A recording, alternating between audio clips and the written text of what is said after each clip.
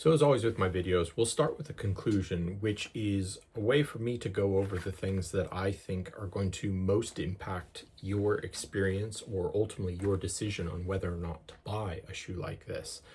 And unfortunately for this video, it's one of those cases where I absolutely love this shoe, but I don't love running in it. And that's the problem. I think the best way to sum this up is that Brooks found a way to use modern materials and design to make a shoe that feels about as traditional as it gets these days. So a couple of key sensations I experienced while running was that there is a lot of ground contact in this shoe. You just feel this shoe with every footstep. And on one of my longer runs, I started to feel the sting of the road a lot earlier in my run than I would normally with other shoes, especially when I was moving at faster paces. That's where I really started to kind of feel the bite of the shoe coming through into the bottom of my foot. And some of that, I think, in the case of, and we'll talk about this when we come to the midsole, it has these little bubbles that are in it. And I know Brooks and some other reviewers have talked about what these are supposed to do, but what I felt like, the sensation I had here was it felt like the midsole just disappeared in there, and not in a good way, in a way that you didn't feel like you had any kind of structure or anything to sort of support your foot in that way. And it ended up being that my arch felt like later in runs that it was having to really do all the work and was taking the brunt of the impact. So that felt really fatiguing over the course of a run. But in terms of the upper, this is a part of the shoe that I was talking about. Brooks created something that feels very traditional, and this is in a good way. The way that this shoe really sort of wraps and hugs your foot and doesn't do it in any kind of gimmicky or silly way. This does a really good job of just wrapping around the foot. I felt like I was really hugged inside of it, a really good race fit. Nothing was pinching. There's plenty of room across the toe box, enough height at the toe that your toe doesn't feel like it's pushing up into this, but then low enough through the rest of the foot. You can see it's kind of a really low slung shoe. Even when I pull the tongue up, it's a low slung shoe that just sort of wraps along your foot. So it does a really good job in that sense. But the one place, and I'll talk about this a little later, that I did struggle was in this heel area. And we'll talk about why that is. And it comes down to the fact that it's quite low slung. In terms of the material of the upper, it's sort of a rubberized fishing line, which that sounds bad, but it's actually a really good thing. This stuff is really, really strong and does not feel like it's going to tear or break or anything like that. The only thing that might be a concern is if like a dog or a cat gets a hold of it and bites into it or claws it, you might end up with a shoe that falls apart. So those are the big things about this shoe that I think are going to make the difference, is the immense amount of ground feel. The fact that that midfoot sort of disappears for you, it's not there, it's not supportive. But then the upper is really good, really well-fitting. Is one issue though, which is this heel collar. This heel collar, since it is such a low slung shoe and is down quite far, it produces two problems. One is the padding inside of it is sat so low on it that on the back of my heel, where the Achilles inserts into the back of your heel bone, which kind of ends up being right about here for me, that pad is still prevalent right there and pushes on that area, which really kicked off my heel bursitis when I was running in this shoe. So for anybody with heel sensitivities, this might not be great. And then the other thing in terms of it being so low slung is that you end up not being able to put any other types of inserts, insoles or anything in here. Now you may be able to replace the insole, but if you look at this insole, this is an incredibly thin insole. So you would need to replace it with something just as thin in order for this shoe to still fit. Because if you put too thick of an insole in here, your heel is already going to be up out of the shoe. So that could create a real problem. So yeah, so that's the upper. Really good everywhere except for that little heel area is a bit troublesome for some. And it's interesting, the material this is, it's supposed to be a silicone material, and it feels like a rubberized fishing line, which that sounds bad, but actually is really good because of the way that it's woven. It has a lot of flex and give across the foot and in different directions, so it kind of goes over the lumps and bumps of your foot in a really good way and gives you what feels like a fairly customized, locked in feeling on this. And it makes it quite accommodating. Although I would say if you're a high volume foot, because of, again, how low it is and the fact that this is a true race foot, you're going to struggle if you have a high volume foot in this shoe. So that's the key things that I think are going to influence your experience in this and whether or not to buy it. But stick around for the rest of the review where we're going to dive in a little bit deeper on each of the individual parts. And we'll start that by taking a look at the specs for this shoe. So Brooks, like most other companies in their race shoes, are reaching 40 millimeters or the legal stack limit height in the rear and 32 millimeters in the front of stack height for an 8 millimeter, so a very sort of traditional drop within this shoe. The shoe comes in at 6.9 ounces or 195.6 grams. Brooks was very specific on that on their website in the sample size. So that's the specs for the shoe. So one of the things I'm going to do, this is going to be a new thing that I'm going to try and do in my videos from here on out, is when talking about the fit, because fit is so important, especially in these race shoes, you really want something that can hug your foot just right. I'm going to start doing some side-by-side comparisons of the fit of these shoes with some other test shoes, some shoes that I think a lot of people will probably have either tried or have currently in their arsenal, so that you can really see how the shoe fits. So let's pop over and let's take a look at that now. All right, here we go. So for this part of the video, we're going to be taking a look at the fit of the Brooks Hyperion Elite 5, and I'm going to compare it against a couple of test shoes. And what I've done is I've chosen a couple of race shoes, things that I think people will probably have tried or have actually raced in.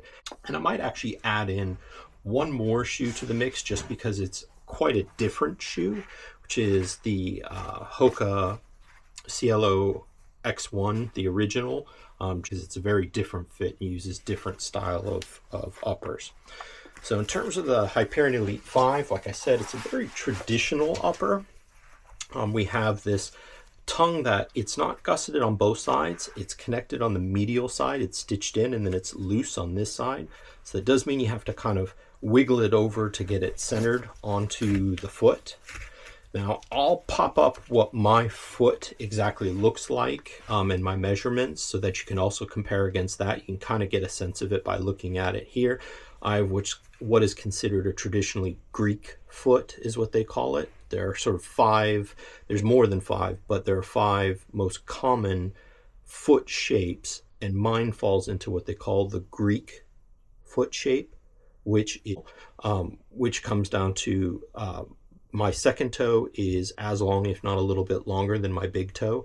And then my other 3 toes on this side sort of gently cut down on that side in size. So let's get this first one laced up real quick. So we can see on the Brooks, the nice thing is even with my semi-narrow foot, or I don't want to say narrow, but semi-low volume foot, we still have plenty of room on the sides, and yet it hugs tight. You don't see a lot of bunching on top of the shoe. But that also means, because I have a fairly low volume foot, if you have a high volume foot, you might struggle a little here. I do have a little bit of space between my toes and the actual material itself, so there's a little bit of room to fill up in this shoe, but not a lot. In terms of the way that the toe box cuts, because some of these shoes will be cut very differently, especially like when we look at the Puma has a very different shape in the toe box than this one does. But it works nicely with my Greek shaped foot where these toes will gently move inwards, so there's plenty of space in here. I bought them long enough so that, and if I stand up, I'll end up with about 3/4 or full thumb width of space at the front, which means I have about a half of a thumb's width between my second toe, which is longer, and the front. And then in terms of coming around to the side, we have some shoes that I get a little bit of bunching in here. These are very nice and tapered along here and contour to the sides of my foot very well. This is where I have this issue of this foam, my heel bone, where like the tendon inserts into the calcaneus or the heel bone, is right about here, and that block of padding that's back here sitting right on top of that, so it can really irritate your heel if you have heel bursitis. Well, let's take a look at that. We'll pull out the Puma first because I think this is the one that has the has a similar fit but has a very different toe box. You can see what that looks like compared to this. And really the purpose of this is not necessarily to show you the length, but it's really about showing you the differences. If you've tried this on and you know that the width of it fits a certain way in your foot, you can then tell based on this next to it that it'll fit similarly. So here's the Deviate Nitro 3, which a lot of people have said the Deviate Nitro Elite 3 runs quite narrow, and I don't actually find that to be true. I have about the same amount of space overall in terms of like pulling on the fabric and stuff like that.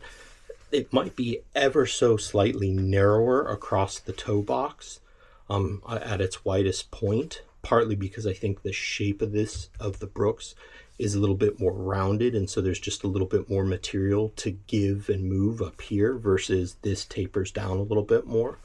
But like I said, because my outside toes taper quite a bit, this heavy taper on the Puma doesn't hurt my foot, and in fact it creates a situation where my second toe is actually the longest part of the shoe, so that helps for me. I end up with the best fit out of Puma shoes right now. But similar on the sides, no bunching on the side or anything like that. But the good thing is with the Puma, you don't have that big blob of heel padding in the back. So this is sort of more traditional padding in the back that fits my foot better. So that's the Puma. We'll take a quick look at the Hoka Cielo X1, the original. Now this is a shoe that fits kind of odd for me. It fits really good, but in an odd way.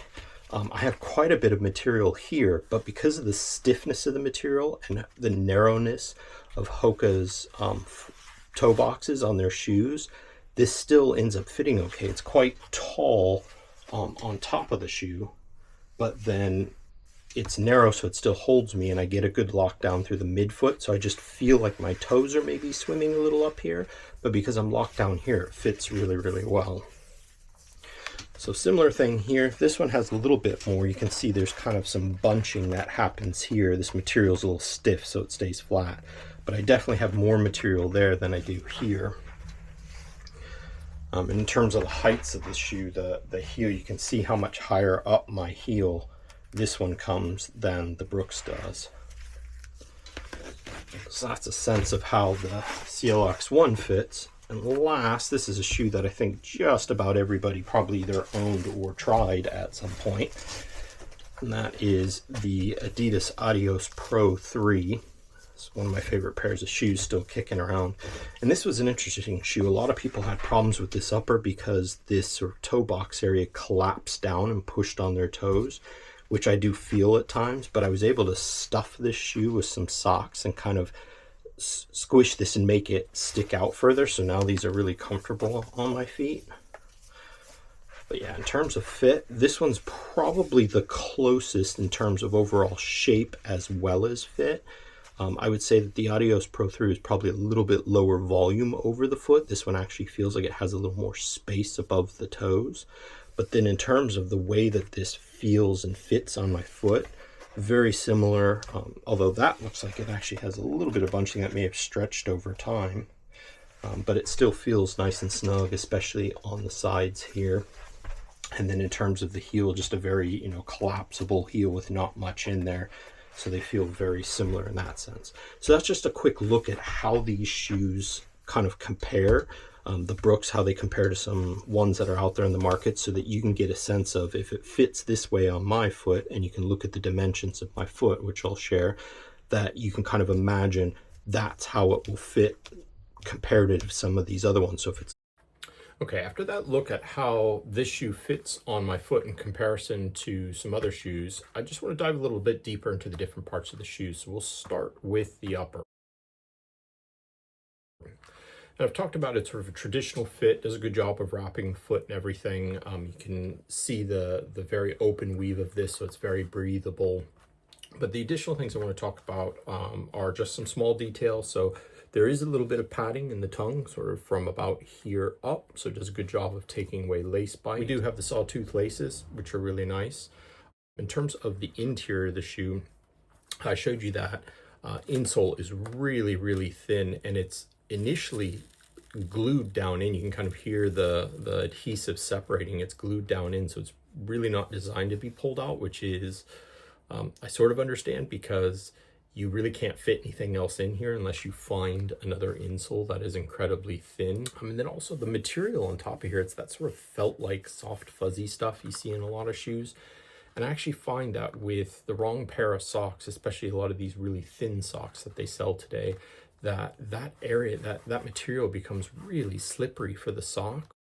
And the other thing, I've already talked about it a little bit, but that padding in here, it is really soft. It's nice and soft, so that's good. But not only is it a little bit low, and it will push in on the back of your heel and potentially where your Achilles meets your heel bone, but it also is, and I don't know if the camera will pick this up very well, you can kind of see that it's got this odd texture to it, which I know you shouldn't be able to necessarily sense that, but I feel like I can sense that in my run. I feel like I can tell that there's sort of this lumpy, bumpy texture to it, and it isn't nice. So unfortunately, although everything from sort of here forward is really good in this shoe, that padding being low and just having that weird texture kind of takes away from it, and I think is going to make it so that for those that it doesn't work for, it really won't work for them.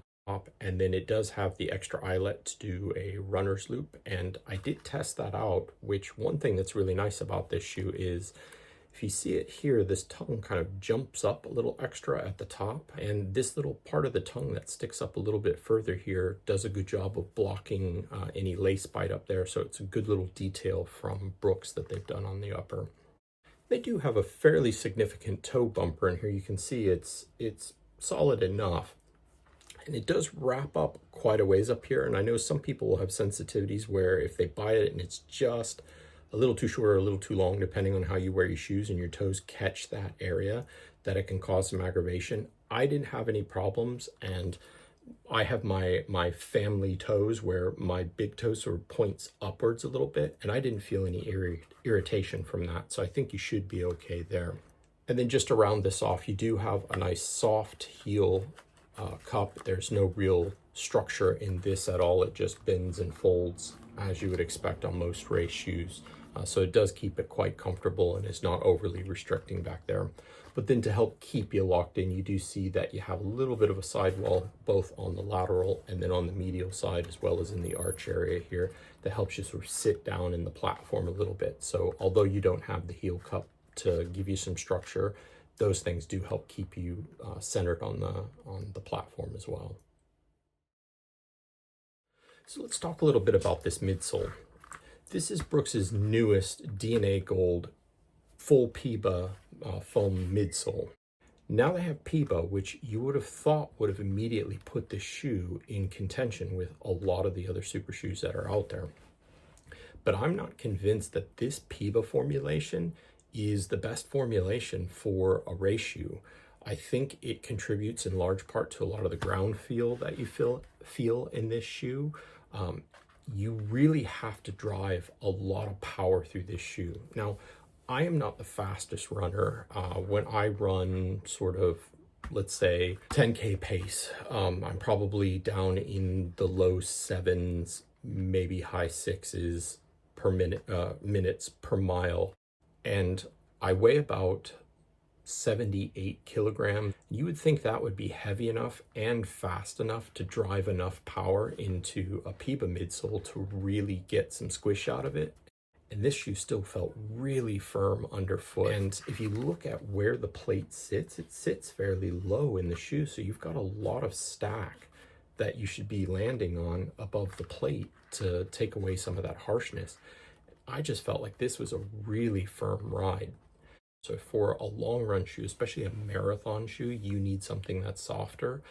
This is not going to be the shoe for you.